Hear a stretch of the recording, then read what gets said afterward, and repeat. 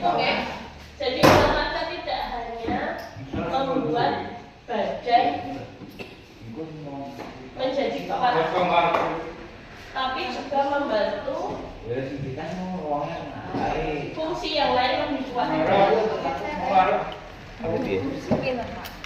Cukup. Ini salah satu.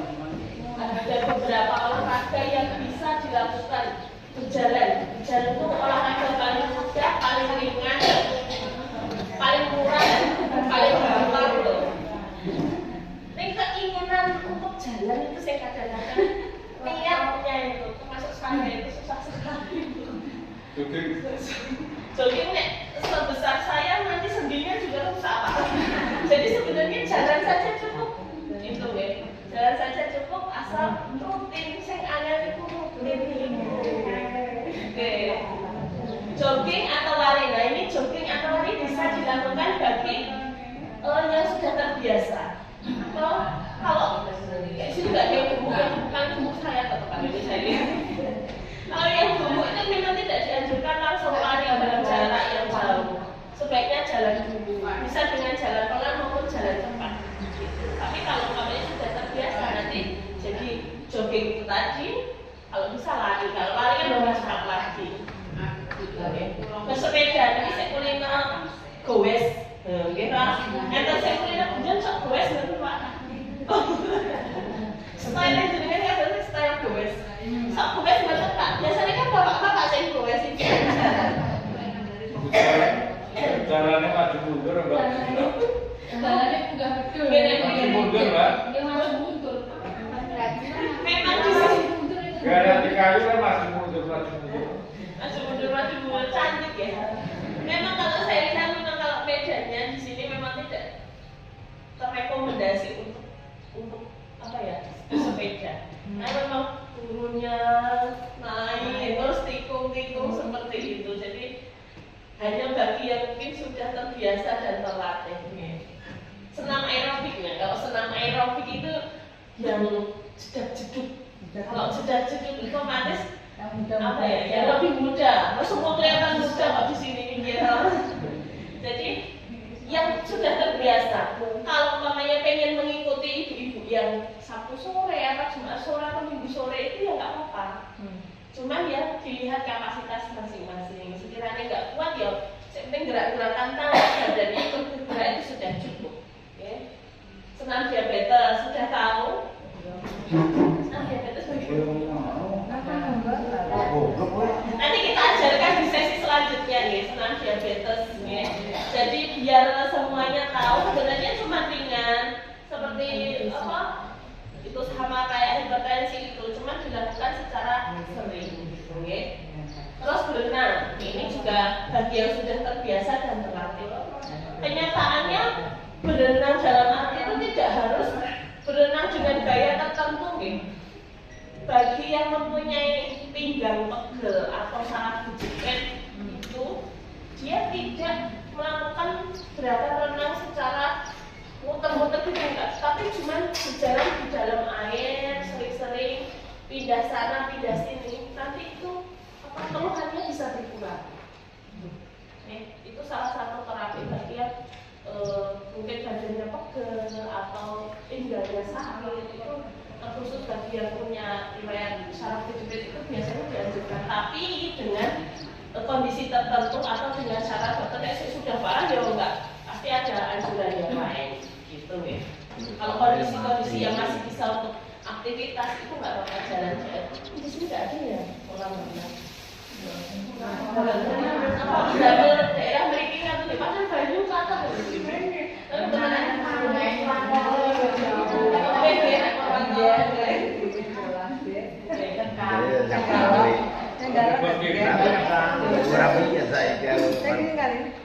aturan sebelum olahraga. Yang pertama jangan melakukan olahraga bila gula darah mencapai 200 atau lebih.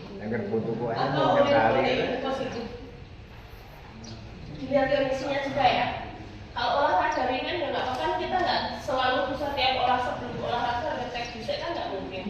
Jadi lihat kondisinya. Kalau sekiranya untuk soal kurang kepenak nggak usah dipaksakan untuk melakukan aktivitas fisik. Awake kepenak, seger, jalan kaki pagi-pagi enggak apa-apa. Gitu ya. Makan 2 jam sebelum olahraga. Jadi kalau mau olahraga sebaiknya ojo pas kolak. Oke? Kok sudah enak? Oke, jadi itu kan sebenarnya proses pencernaan yang belum siap untuk diajak bekerja lagi gitu. Untuk lari atau jalan itu kan pencernaannya belum sepenuhnya selesai bekerja. Selesai bekerja tapi dia oke cara-cara itu prosesnya dari situ. Gitu ya. Jadi memang sebaiknya kondisinya ya ojo pas ngelih banget, terus makut malahan hormonnya luwe malah dipaksa ke olahraga. Jadi pas kondisi cukup, jadi pas urung wayai maem tapi juga nggak pas kondisi kenyang gitu ya. Makan atau minuman karbohidrat ekstra gula darah kurang dari 100 kali ini nanti sesuai anjuran dokter mawon ya. Nanti kan dipantau setiap bulan gula darahnya. Selalu sedia makanan yang dapat meningkatkan gula darah dengan cepat seperti permen. Nah, ini tergantung kondisinya juga kan, kita nggak tahu ngeceknya. Minum cukup, yang penting air putihnya banyak ya. Kalau air putihnya banyak nanti metabolismenya akan lebih baik kalau cukup ya. Kalau stres, nah ini kadang-kadang mengenai keluhan lainnya ya. Stres. Kemarin baru diperingati Hari Kesehatan Jiwa ya Mbak Tia. Jadi memang sekarang itu jiwa atau stres, kondisi kejiwaan atau kondisi pengelolaan stres kita di Indonesia lebih diawasi. Soalnya banyak orang-orang yang memiliki gangguan dalam arti mereka yang banyak yang tertekan, proses terhadap sesuatu atau jadi mendapatkan tekanan dari berbagai banyak pihak gitu. Yang dipendam sendiri sehingga akhirnya tidak dapat dikeluarkan menjadi stres itu tadi, gitu ya. Stres dan depresi dapat meningkatkan kadar gula. Jika stres, hormon yang diproduksi tubuh sebagai respon terhadap stres yang berkepanjangan dapat menyebabkan peningkatan kadar gula. Jadi orang stres itu biasanya keluhannya macam-macam. Orang maamnya jadi mumet, nggak padahal poso. Karena apa? Hormon di dalam tubuh bekerja lebih kuat, tekanan di dalam otak juga lebih kuat juga. Jadi awalnya malah jadi lorong, pikirannya belanja dan lain sebagainya. Jadi kalau sekiranya memiliki unek-unek atau hal yang abot, ampun dipendam sendiri. Ceritakan kepada orang seiso dipercaya. Kadang bisa jadi keluarga dekat, bisa jadi malah tetangganya. Tergantung kita melihat orang lain. Kadang besting kalian Pak Sun. Bestingnya ya Pak ya. Nah mungkin anak curhatnya kalian bestingnya mawon, oke? Kan bisa kulinernya bareng dan cerita kowe nah ngoten niku sing marai awet sehat, awet bareng. Ngoten nggih. Gitu. Jadi kalau punya Berarti enggak apa? Dia nyoba dia ngomong nih. Jadi gitu ya, kalau namanya ada sesuatu berat yang dirasa pengen diceritakan mau. Sekiranya ada orang yang bisa dipercaya, diceritakan, jangan dipendam sendiri. Ya. Cara mengelola stres. Selain cerita, ada yang namanya teknik relaksasi. Teknik relaksasi bisa tarik nafas panjang sambil merem. Ya udah di-los kayak ngoten. Oke. Pikirannya relax, ingat sama yang pencipta, ingat yang baik-baik. Kalau nanti mengurangi tingkat stres. Olahraga juga itu sangat membantu untuk menurunkan tingkat stres. Nah, minta bantuan petugas jika perlu. Kalau kemudian diperiksa mboten lara napa-napa, mereka curhat biasa. Ajeng curhat kali sinten? Pak Dokter Ansal, sing sering dicurhati biasanya Pak Edi. Niku sager nek pengen cerita karo Pak Edi kok mantuku seneng awake. Awake seneng pikirane seneng. Ngoten nggih? Pengecekan gula sebelum makan atau sebelum minum apapun, serta 2 jam setelah makan atau sewaktu-sewaktu itu sewaya-waya ketika kondisi tertentu. Gitu ya, ini udah tahu semua ya waktu pengecekan gula ya. Pengobatan dilakukan dengan suntik insulin atau obat diabetes. Ini nggak ada yang suntik insulin. Oh, itu enggak. Biasanya dirancang untuk menurunkan kadar gula darah ketika diet atau olahraga saja yang tidak cukup untuk mengelola diabetes. Karena kita tidak bisa mengontrol secara sendiri nih, otomatis perlu dikontrol dengan dibantu oleh obat itu tadi. Oke. Tetapi efektivitas obat-obatan tergantung pada waktu dan dosis obat-obatan yang Anda konsumsi.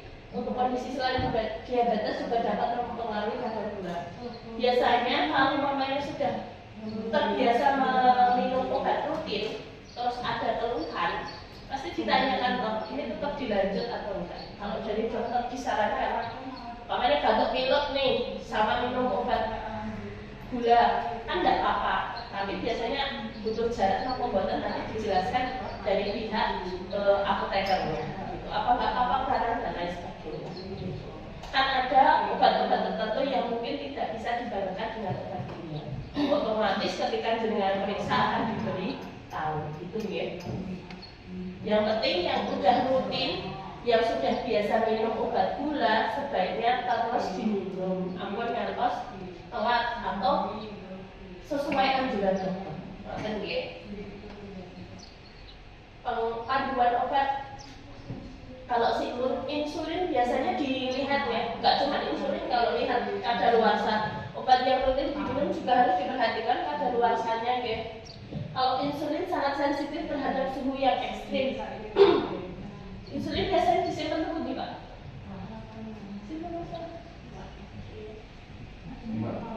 Dari Oh, Kak Nursilio ya. Biasanya disimpan di kulkas nih, insulin. Udah tahu kok cara menyimpannya. Soalnya kan kalau insulin kan beda kalau obat biasa ditaruh di luar, sama kalau insulin kalau obat biasa nggak apa-apa ditaruh di luar. Tapi kalau insulin beda lagi, penyimpanannya tetap beda. Ya. Kalau biasanya jenengan melihat obat warnanya apa loh hijau mana nih? Terus dibuka kok ini nggak hijau atau berubah warna, sebaiknya amat diminum. Ya, dikonsulkan dulu atau cari yang biasanya seperti apa. Kan kita nggak tahu dilalah atau kesuai atau gimana atau ketubuh setitik itu juga berpengaruh terhadap obat. Kalau sudah terbiasa, kondisinya masih bagus, biasa seperti yang diminum, tidak apa-apa. Hati-hati dengan obat baru. Obat baru biasanya diberikan ketika kondisi tertentu ya, diperhatikan selama nggak ED dan itu anjuran dokter itu nggak apa-apa. Selalu periksa ke dokter kalau ada keluhan. Alhamdulillah sudah selesai. Selesai ya, ada yang ditanyakan dokter. Oh, sepertinya sudah jelas semua. Semoga kita dapat bertemu di kesempatan selanjutnya. Semoga materi yang saya sampaikan juga bisa bermanfaat bagi Bapak Ibu semua.